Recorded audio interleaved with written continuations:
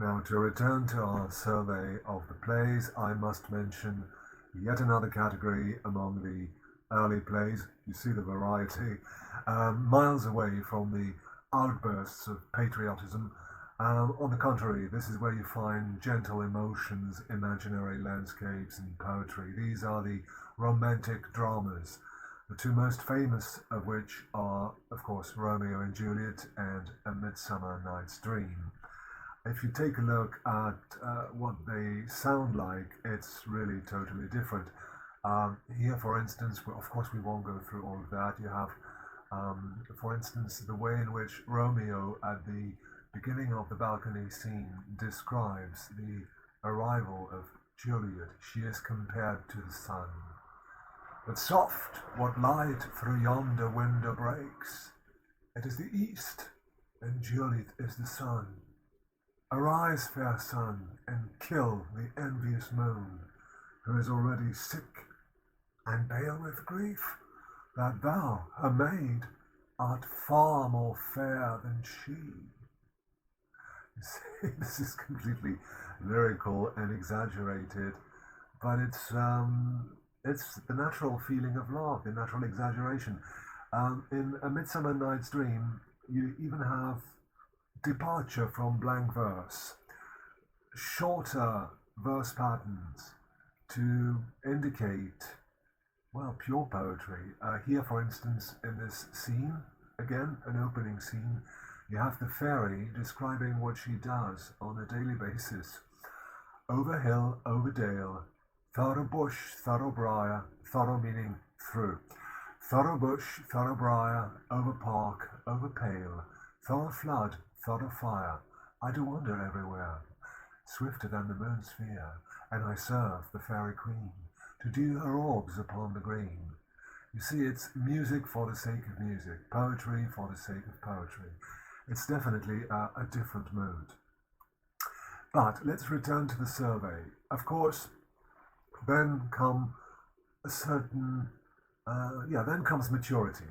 This period begins with Richard II, a fairly dark play, but dark, not the same sort of darkness as that we have studied with Richard III, where the villain is almost like a pantomime villain, really pushing it.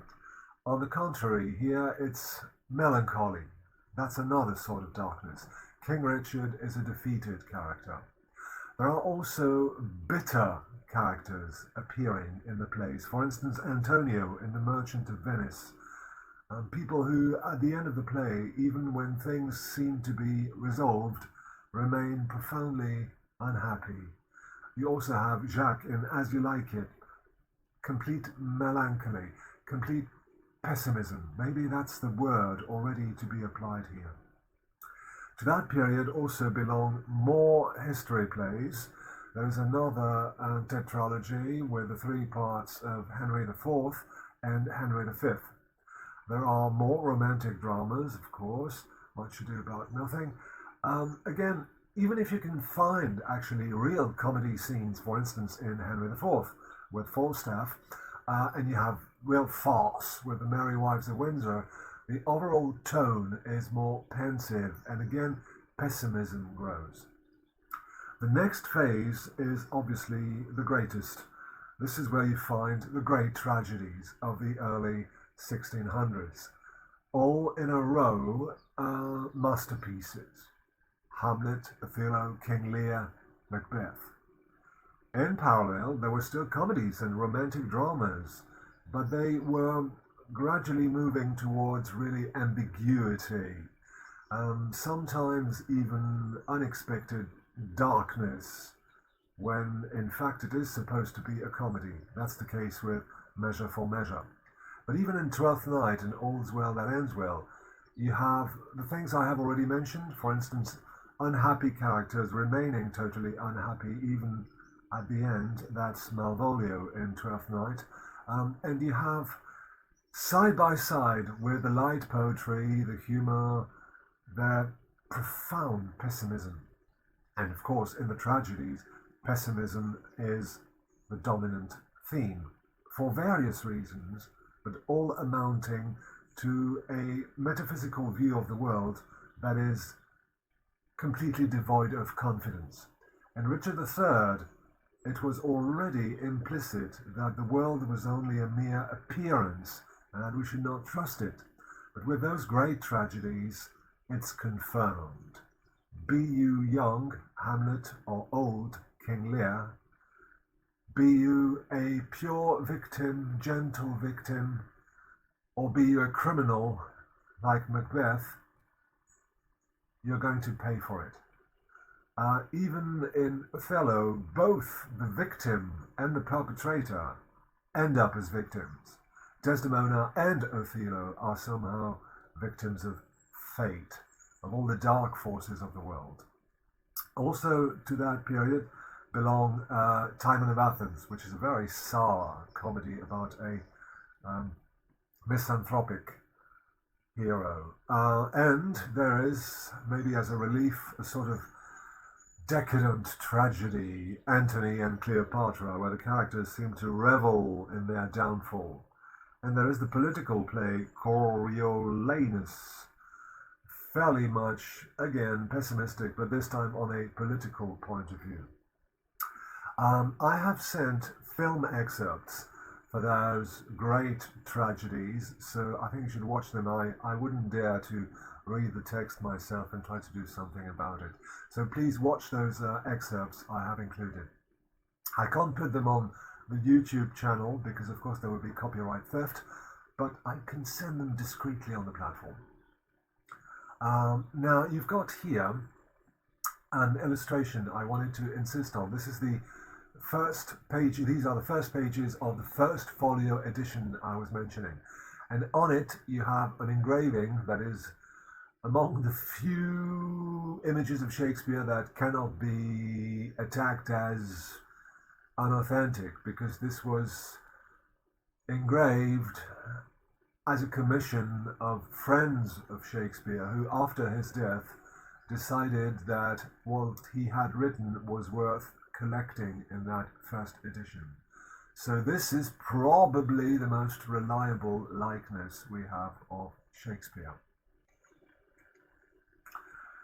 Yes, then there is another paragraph, again mentioning the things I have already discussed, the way in which in those plays pessimism triumphs and the practical man or woman prevails on the dreamer, whatever goodness be in him.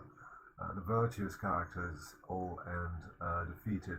And maybe, yes, we could read this, this very, very famous passage from Macbeth, which somehow summarizes the view of the world Shakespeare seems to have taken in those days. Of course, it famously compares our life to a play. Tomorrow and tomorrow and tomorrow creeps in this petty pace from day to day to the last syllable of recorded time. And all our yesterdays have lighted fools the way to dusty death.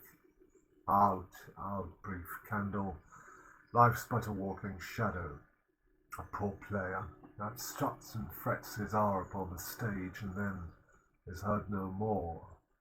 It is a tale told by an idiot, full of sound and fury, signifying nothing.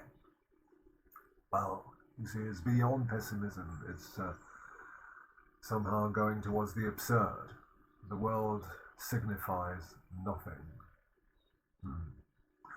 However, there is some sort of saving grace in the very last plays. These late plays were produced after Shakespeare's retirement to Stratford, and they are more serene in a way. Cymbeline, The Tempest, The Winter's Tale, they all point to a soul at rest with itself and the world. There is the idea of final acceptance, final transformation and redemption in those plays. For instance, in The Tempest, the magician Prospero throws his magical books into the sea. He doesn't need them anymore. In The Winter's Tale, the queen is resurrected somehow as a statue at the end of the play, and she is finally vindicated. She had been slandered and persecuted by her husband on false pretenses, and at the end of the play somehow she is restored to her initial state. Even in the very last play, Henry VIII you have a near mystical scene with Queen Catherine, the discarded wife of Henry VIII. I suppose you know the story. He wanted to divorce her in order to be able to marry his mistress, Anne Boleyn, and perhaps have a son, except he got a daughter, Elizabeth. In that scene, Queen Catherine, who is, of course, a victim, is surrounded as she sleeps by creatures from the other world. It's not a precise religious reference, they're not angels, they're creatures from the other world, and they come to crown her as if she were a martyr. And again, she sort of dies reconciled with her life experience. So somehow, towards the end, we may say maybe Shakespeare achieved a certain level of serenity. Then I have tried a section, I'm advertising Shakespeare again here. I'm just, take some time to read through that section. I'm trying to advertise him and highlight his qualities. Some of these we've already explored. I mean, variety of inspiration. You saw the very wide array of themes and categories covered by the Shakespearean repertoire. Then I would, underline the fact that he does not restrain himself to a specific genre. So he's quite different from the French great playwrights, Corneille, Racine, and even Molière. It's completely different. Things are interwoven in Shakespeare. The tragical, the romantic, the humorous, even the farcical, they can all be interwoven together.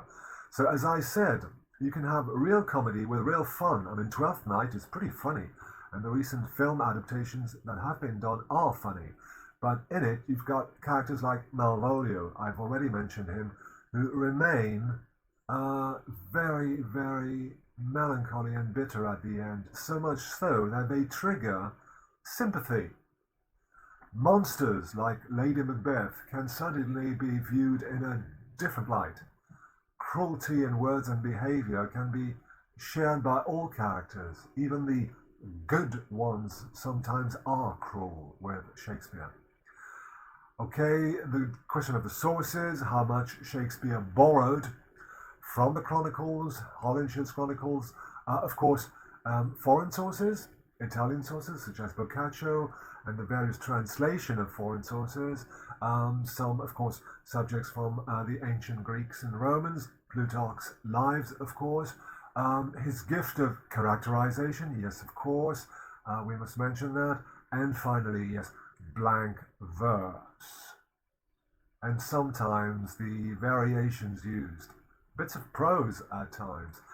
He's quite even able to manage dialogue, even very fast dialogue.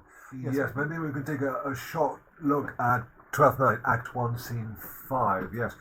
Well, this is what you call stickomythia, very sharp dialogue where two characters engage in a sort of verbal struggle, and they're very sharp with one another. Here you have Viola. In fact, she's not Viola, she's a young man disguised as Viola.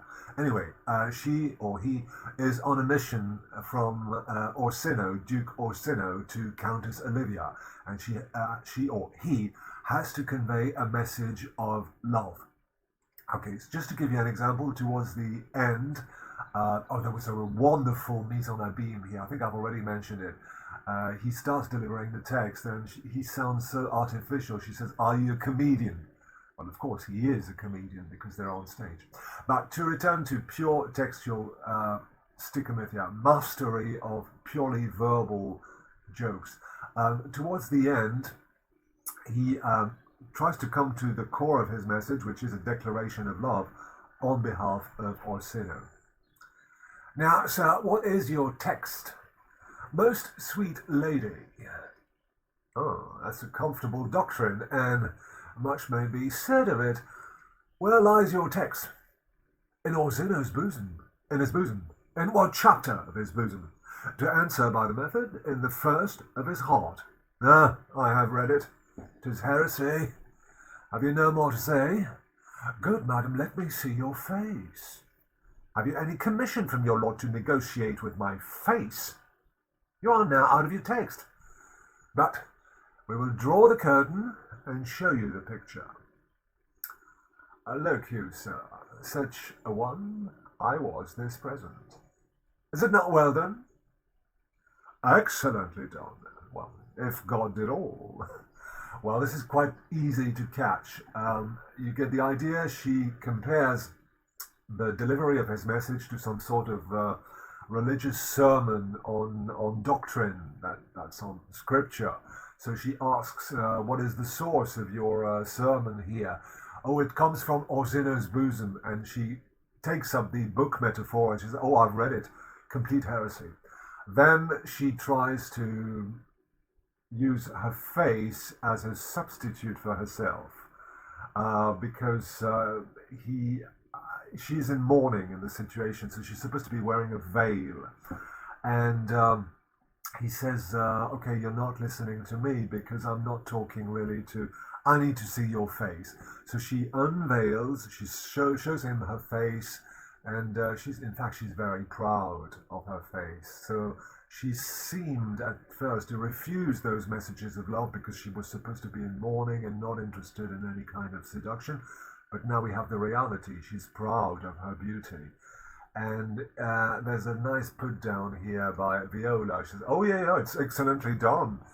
If God did all, that is, if it's natural, maybe it's just artifice, slap, makeup, you know. So, again, just to show you that Shakespeare is not only about beautiful iambic pentameters, blank verse, but he can also master dialogue, definitely sharp dialogue.